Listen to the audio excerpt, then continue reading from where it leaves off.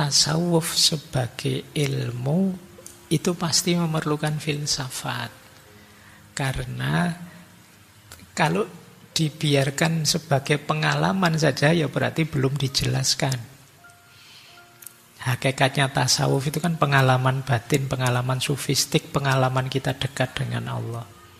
Sampai di titik ini mungkin belum terlalu urgent, tapi begitu tasawuf dan pengalaman ini ingin dijelaskan, diuraikan, dipahami, kita perlu filsafat.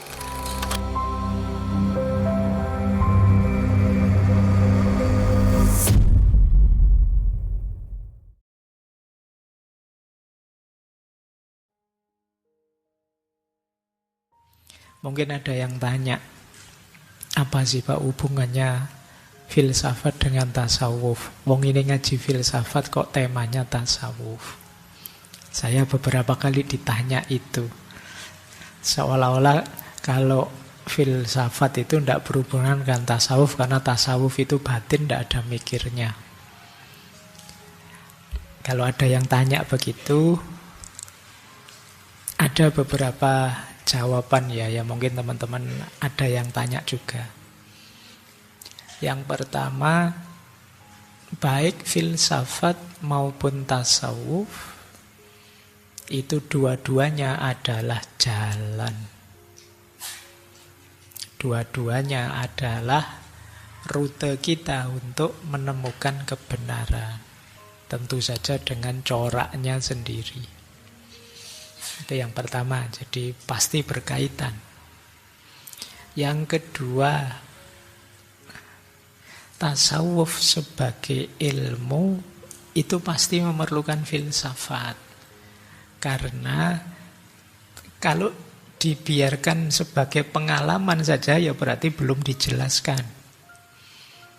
Hakikatnya tasawuf itu kan pengalaman batin, pengalaman sufistik, pengalaman kita dekat dengan Allah.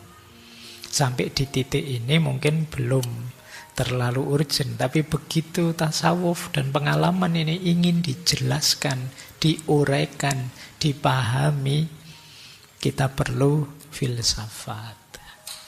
Makanya para sufi itu ketika nulis kitab-kitab tasawuf ya biasanya sangat filosofis isinya. Meminjam gaya tutur, narasi, cara bernalar, cara berpikir khas filsafat.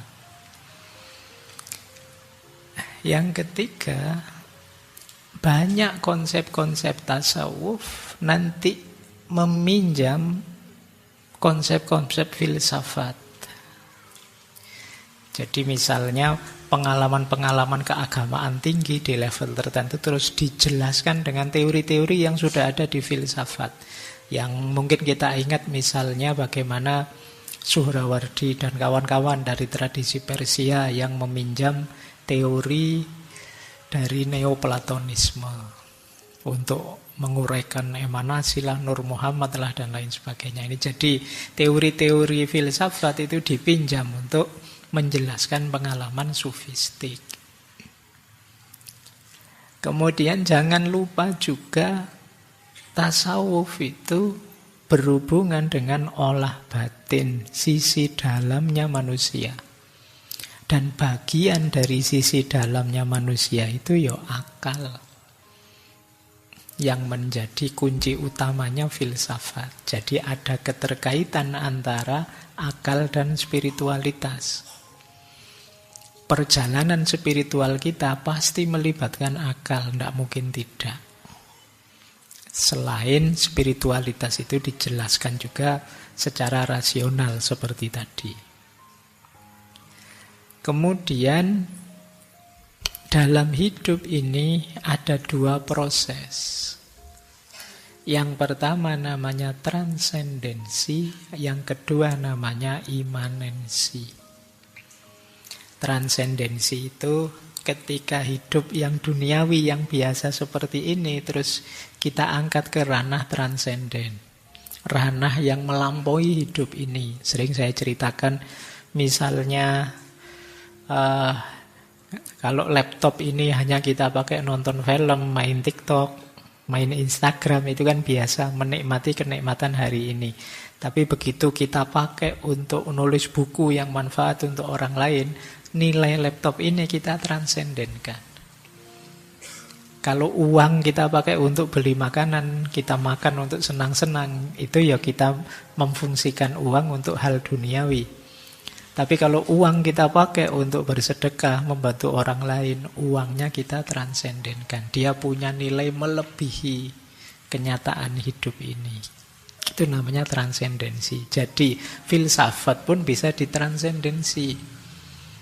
Dan ada banyak pemikiran-pemikiran yang tidak sekedar tentang kesenangan, tentang mengelola hidup ini, tapi juga melampaui hidup biasa saat ini. Itu namanya transendensi. Nanti ada namanya imanensi. Imanensi itu kebalikannya. Dari ranah spiritual, dari ranah yang sangat abstrak, kita wujudkan ke kehidupan nyata. Itu namanya imanensi. Bagaimana kita mewujudkan kebijaksanaan dalam hidup, bagaimana kita mewujudkan kearifan hidup, bagaimana kita hidup secara spiritual dalam kenyataan sehari-hari. Itu namanya melakukan imanensi. Jadi ada keterkaitan antara ranah sufistik dengan ranah duniawi yang digarap oleh filsafat. Dan yang terakhir, filsafat itu memang pekerjaannya antara lain menemukan hikmah dalam apa saja, termasuk dalam ranah tasawuf. Makanya filsafat itu disebut induknya semua ilmu, karena dia bisa mengambil wisdom dari mana saja bidang ilmu dan mampu mengembangkannya.